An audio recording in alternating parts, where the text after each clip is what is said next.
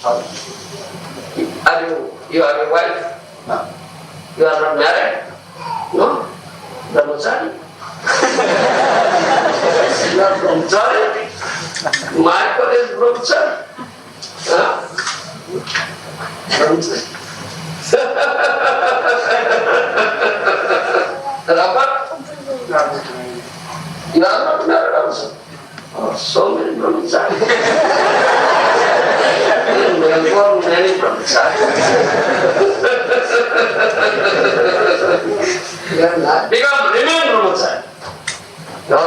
My revered spiritual master said, the brahmachari life is very happy life. Very happy life.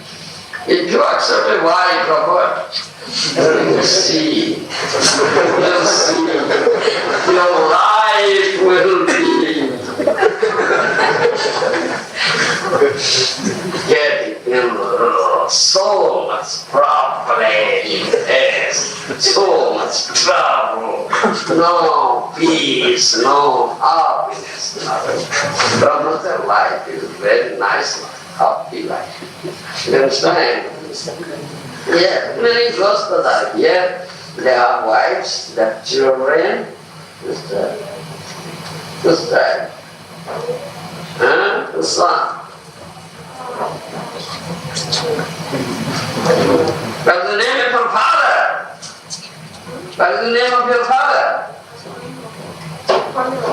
Antonio. Yes. Is Antonio? Son. Is Antonio? Who is Antonio? Your son is a good son, sober son, or wicked? Antonio, Mr. Antonio, is wicked or sober son? Sometimes he's wicked, isn't it? Do you beat him? No. You don't beat him? No. Why? You should beat him. Antonio, you should understand. Spare the rod, spoil the child. Yeah. Spare the rod, spoil the child. You understand, Antonio? Yes. That's as parent, as father. This is the responsibility, Antonio. You should give nice training. This is training period. You understand? Up to 16 years. This training period. That's from 5th, 6th year to 16th year. It's training period. And your father, your responsibility, your duty to give your son nice training. So you will become a nice person, very nice, moral, character, good qualities you should have. So you will do nice work, you will prosper, you will earn some reputation, you understand? You will be a leader, very great man in future. You understand? Earn nice enough money, and you would have at that time become poor, to maintain you, sustain you, support you. You understand? If you won't give you nice training, now you become wayward, you become wicked. Then you squander all your money, all your bank balance, everything. And when you work, he will also beat you. This Hagar woman, get out here! Hagar old man. You understand? Spare the rod, spoil the child. You understand? Spare the rod, spoil the child. Have you seen the potter? Antonio. Potter who makes earthenware pots. Have you not seen? You're not made earthenware? Not. You understand? So they are not seen. Yeah? You know potter, Antonio? Potter makes earthen pots. Earthen pots. From clay, mess, the other wheel, you understand? is clay, makes pots, and he has a hammer. Beating, giving it right shape, giving it right shape. Then when it's on right shape, then puts it into higher. You understand? Then it is alright. You understand? Beating is required. So it will get right shape. Similarly, beating is required to get right shape. In future, nice man. You understand, Antonio? This is not affection that I want to beat myself. No. You are not paying proper duty as correct. You understand? So, because it's quite natural, you become wicked, he will sometimes disobey you, isn't it?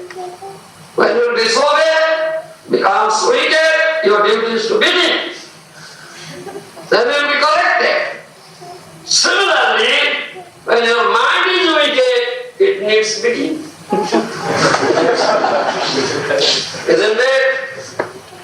Yes, very much so. Michael, you understand? Your mind is wicked, it needs beating. Are you beating your wicked mind? Oh, Michael is not beating his wicked mind, and Antonio is not beating his soul.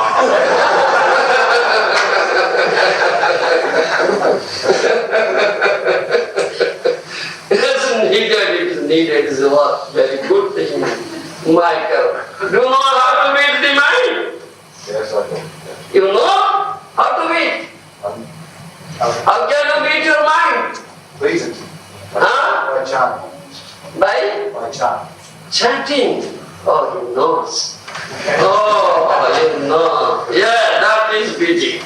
Chanting, Hare Krishna, Hare Krishna, Krishna Krishna, Hare Hare, Hare Rama, Hare Rama, Rama Rama, Hare Hare. This is beating the wicked mind. And you understand, my grand guru, Guru Maharaj of my Guru Maharaj, this is Srimad Bhakti Siddhanta, Saraswati Goswami Maharaj said, you understand, Michael, in the early morning when you get up from bed, beat your wicked mind with the broomstick 100 times. 100 times beat your wicked mind with the broomstick. You understand? Then when at night, when you return, when you go to bed to sleep, you understand, Michael? Before going to sleep, beat your wicked mind with your shoes 100 times. You understand? That is chanting Hare Krishna. When you get up in the morning, chant at least 100 times Hare Krishna. Hare Krishna, Hare Krishna, Krishna Krishna, Hare Hare, Hare Rama, Hare Rama, Rama Rama, Hare Hare. This is beating. Then we can mind will go, alright. You understand, Michael? Then when you go to bed at night, finishing all your work, again beat that wicked mind 100 times with the shoes. Hare Krishna, Hare Krishna, Krishna Krishna, Hare Hare, Hare Rama, Hare Rama, Rama Rama, Hare Hare. Every day you should beat, every day. Daily beating. You understand, Michael? Then the mind will come alive. It will be sober, it will be your friend. You understand, Michael? Then your mind will be your friend. Otherwise the mind will turn into enemy. Enemy. Don't be with an enemy. You understand, Michael? Live with the friend. Why do you live with the enemy? And you will create so much trouble. Isn't that, Michael? Very much so. Yes. That Krishna said in Bhagavad Gita. You understand? Uncontrolled mind is your enemy.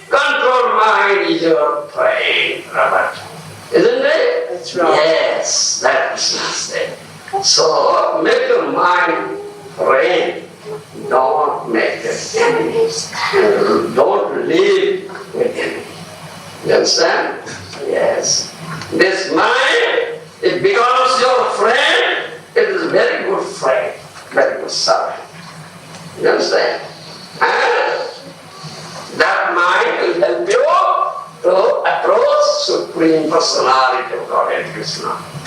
If you make your mind enemy, that means uncontrolled mind, then bad, very bad, very bad, and you'll become his servant, making your uncontrolled mind your master, very bad master. It will lead you to hell. You understand? That is not said in Buddha. So I'm very happy to say now. I'm very happy. Now the nice men are coming, taking part, drinking nectar, tasting very nice prasad, and becoming the manjaris, living in paradise. I'm very happy. I hope you all get the blessings of my Guru Maharaj, Gauranga Mahaprabhu, Krishna, and make your life successful. Thank you. Jai.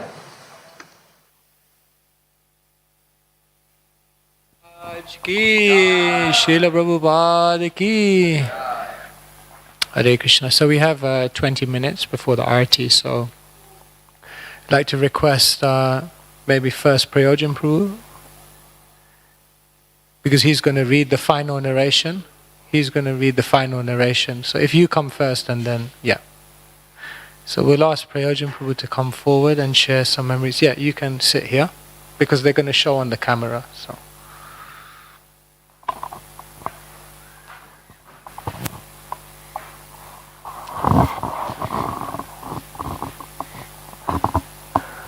Hare Krishna, everyone. Om Jnana Timarandasya Jananjana Salake Chakshur Manitam Yana Tasmai Sri Gurave Namaha Vanchakopatrubhyascha Kripa Sindhu Bevacha Patitanam Pavanabhyo Vaishnava Bhyo Namo Namah. I went once to my first experience of a Krishna festival was the Rath Yatra, and I was in London. And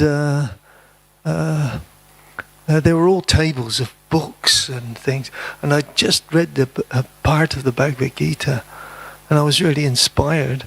And I was there with some devotees from London who now lived on the Isle of Wight, and they took me there. And there was one table I went to, and they said, "Look, you must listen to this. It's nectar." And that was in 1994. Bhaktivedanta Swami was still in the world at that time, and so I took some tapes, and one of them was called "What is Bhakti?" What it was an evening program, and he was, like tonight, he was with his disciples and maybe non-disciples, and it was an amazing experience. I thought, what's happening? This loving exchange that actually was so instantly, in that lecture there in Melbourne, he built a family. He had a personal exchange with everyone, found out who they were, what they were doing, almost in a half an hour. He knew these people well. And they wanted him to know.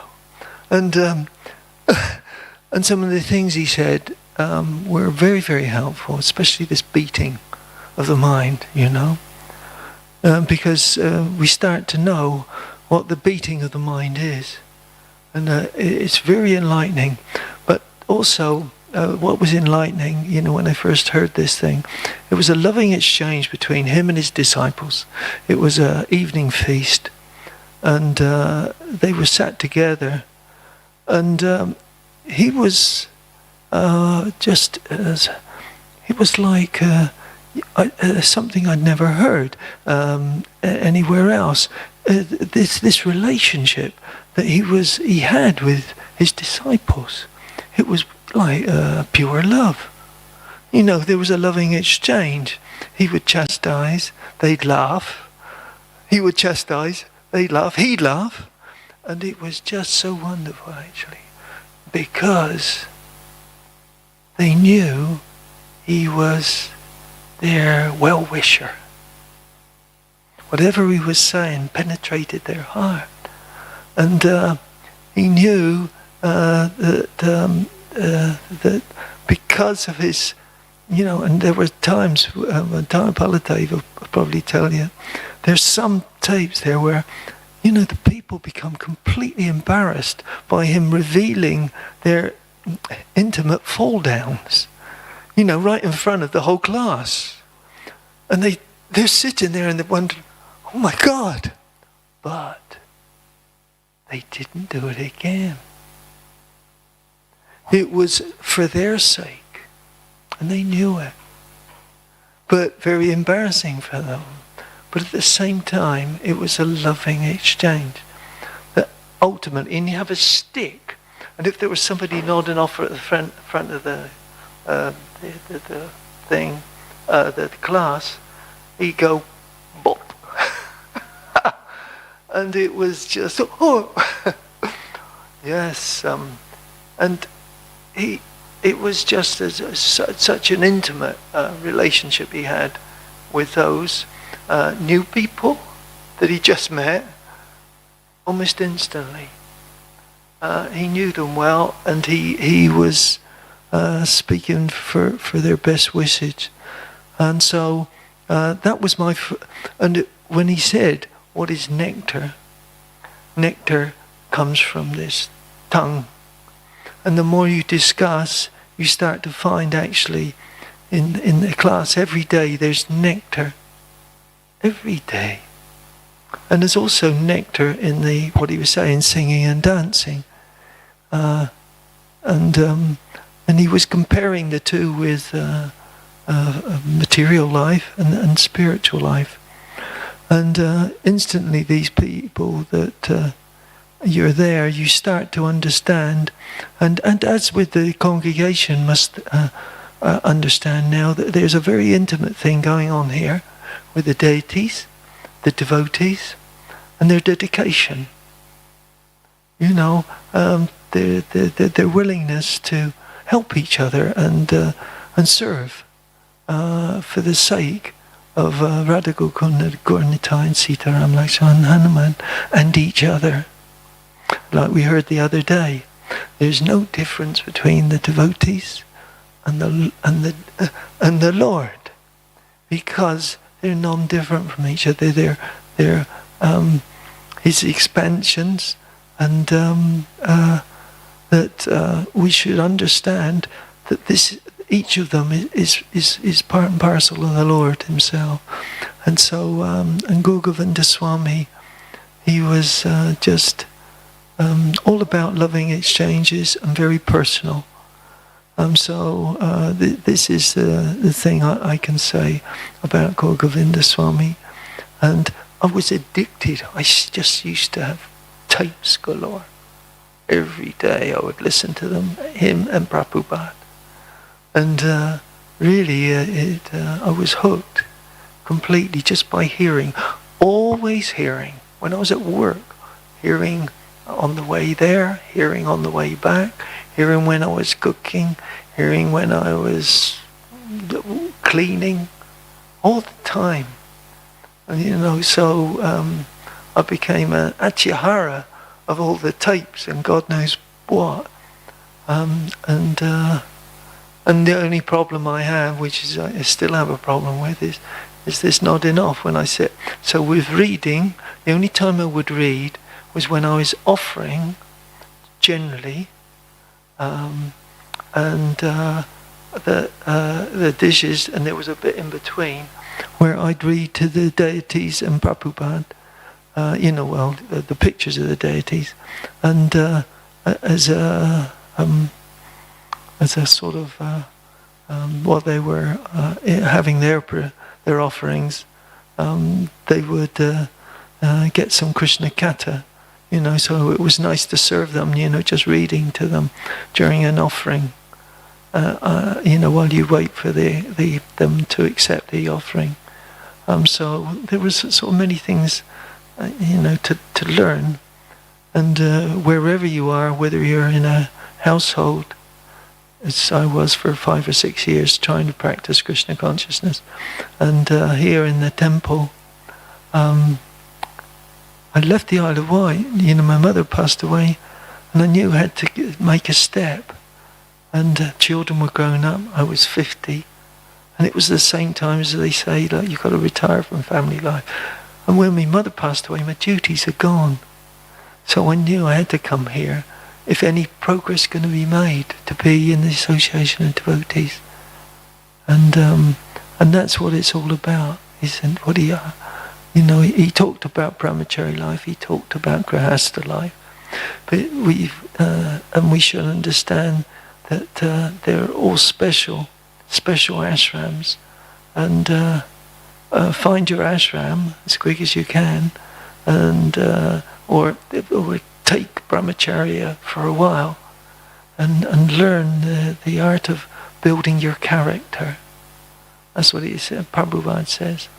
Is the brahmachari, he builds his character, strength of character in brahmachari life. So, and Govinda Swami was trying to convince those people in that exchange that actually they just ended up liking it, but probably going after.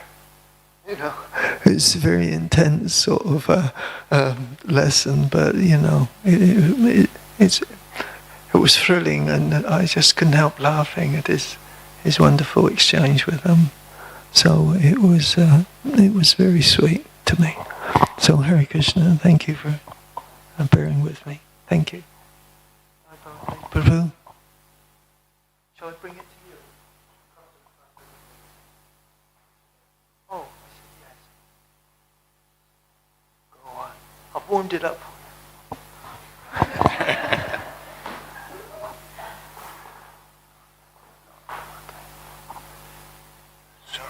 Hare Krishna. So there's a whole chapter on his disappearance, so I'm going to skip a lot. So I will start at the beginning of how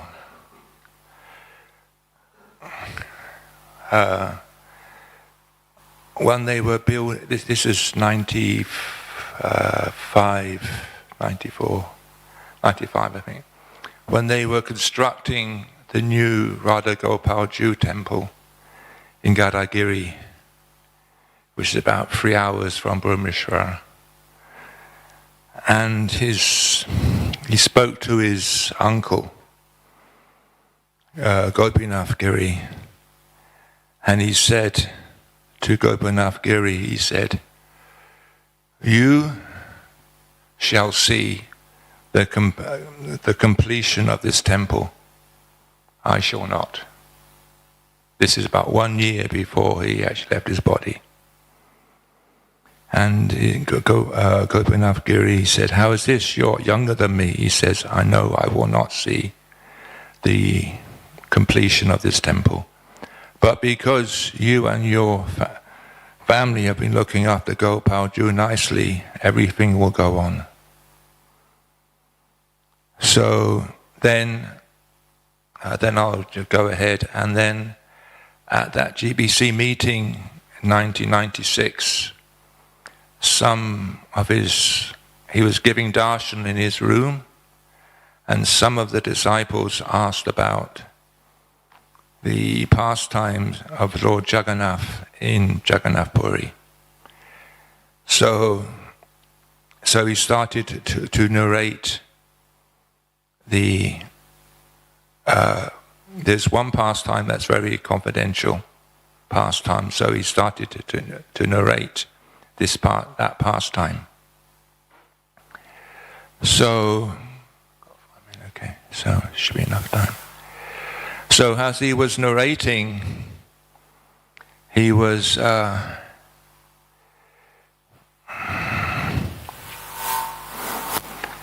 At the point of his narration, it was very clear that Gurudev wasn't aware of everything around him. His breathing became very heavy, and he struggled to speak, but still he was focused on the Leela guitar. He related how Lalita was there and how she told Srimati Radharani, Krishna has come. At this point, Guru Maharaj seemed to realize that due to his heavy breathing, all he could do was quickly summarize the rest of the pastime. He described how Srimati Radharani taught Vishaka how to take care of Krishna, so he would regain external consciousness. When Gurudev came to the point of Radha and Krishna's reunion in Braj, he folded his hands and said, I cannot speak any more right now. Please excuse me. We offered our obeisances and left the room. We looked back and saw that Gurudev was standing up and trying to open his kurta to get more air. I was thinking he would lay down and rest for a few minutes. Then he would be all right, so we left. He was standing outside the room on the veranda, and the Matajis were happily discussing how pleased they were with the opportunity to hear such guitar. A few moments later, Rasikananda came out of the room and he said, get a doctor right away. Rasikananda Das. After Bhakti Rupa had left the room, Gurudev told us, Kirtan, Kirtan. Devotees there began to chant, and Guru Maharaj calmly laid on his bed. Breathing slowly and deeply, he asked for a picture of Gopal Jew, which his servant put in his hand. Then glazingly, lovingly, at the picture of his worshipful deity, Guru Maharaj said, Gopal. Then he closed his eyes and lost external consciousness. So that's how he left his body. And it goes on more and more about, Lokanath Swami says many things, and Naranjan Swami and so on. So it's, if you want to read more, it's in this book. It's an old book now. I think it may be in the Brahmacharya Library. On YouTube as well, yeah.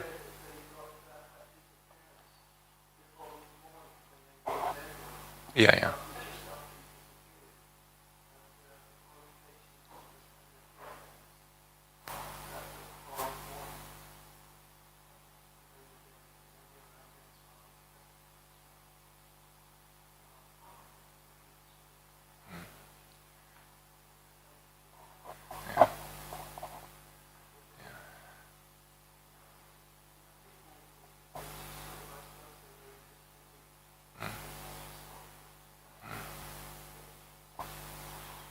Yeah, I've got a little remembrance here. It's also in this book. The time, I won't mention the whole lot, but it's mentioned. This is the reason why I sit in that spot there. Because that's the spot that Govinda Maharaj chastised me. The exact spot. And every time I sit there, I always thinking, Govinda Maharaj, please chastise me more and more, so I can get purified. Just like he pointed out Robert, Michael, and Antonio. He would do that all the time. So if you got picked out, you really got the mercy. Even though it was embarrassing at the time, but you realized afterwards it was the mercy. That's how loving he was. Okay, anyway, Govinda Maharaj came here, and I heard he was, carry on, okay. So I heard that he was quite heavy personality. And I just finished the Bhakti course, and then, because I didn't sleep that well, because I suffer from a little insomnia. So then Govind Maharaj, he would do these long invocations, very long, about 20 minutes, quarter an hour, and then start class. And so then he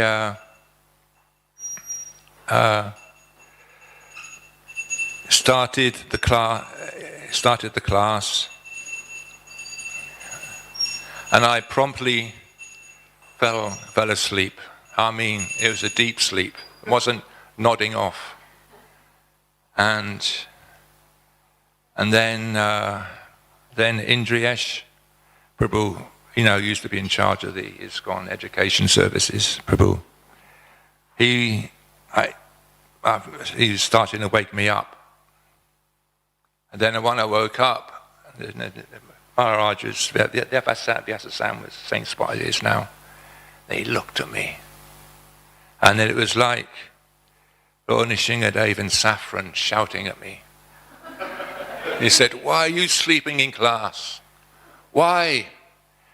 Bhagavatam is non-different from Krishna." And this goes on for about 20 minutes, quarter. But as I realized that the more he was doing it, I didn't get upset. I did not get upset, which is unusual for me at that time, because even if I got chastised by the Bhakti leader, I would really get upset. But chastised by somebody like that, I didn't get upset. So then he chastised me, and then he said, "So, are you Krishna Das or you Maya Das?" So then I said, "Maharaj, I'm Maya Das." He says, "Yes, you're Maya Das." And then he gestured with his hand like this, "Become Krishna Das." Yeah. So then, in the evening, I went to see him, which is now the room upstairs. And I went to apologize for falling asleep in his class. And he was completely different mood. Very soft, gentle. He's like a kitten. And then anyway, I asked his secretary if I could see him. So he says, yes. He says, you can see him.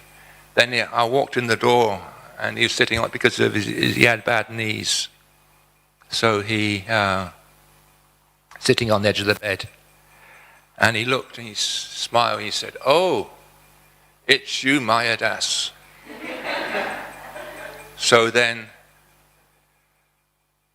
I apologized, and he said, very humbly, he said, "Please forgive me for what I did to you this morning.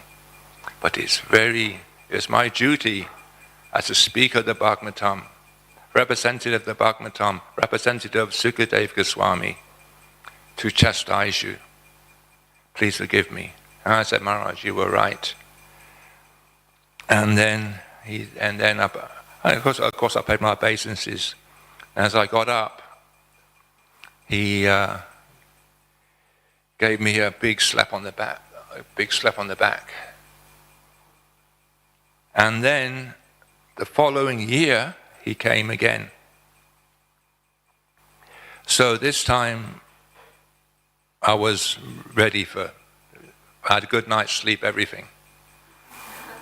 So it was Guru Puja time, Prabhupada's Guru Puja time. So I normally stand at the back at that time. I stand at the back, and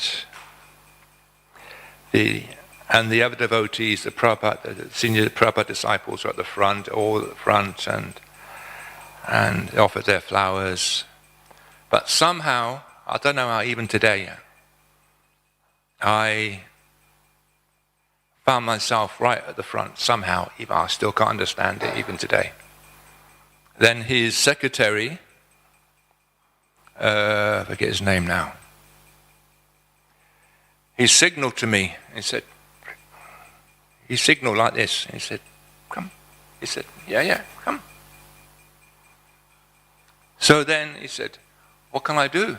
He said, I want you to hold Govinda Maharaj's his arm, because he can't pay obeisances because of his knees. So we have to lower him down. It takes 2 people. So I want you to grab one elbow and one arm. And you just follow my signal. So, okay. So then, as he, I think I had the right arm. Yeah, the right arm. And I lowered him down, and then as he's lowering down, because he was paying obeisance to Prabhupada, he was looking at Prabhupada. Then his servant gave me the signal, grabbed his elbow and his arm, his wrist. We do it all together in unison. Then pick him up, and then as he's being lifted up, he was looking at the deities. And then he looked at the deities, and then he looked at me. He said, quite quietly, he said, oh, it's you, Mayadas. Thank you for your service. Thank you very much. And that was it. Thank you. Thank you very much for listening. Thank you. That's all.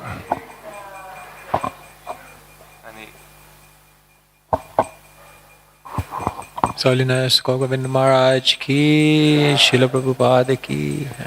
Just have some kid.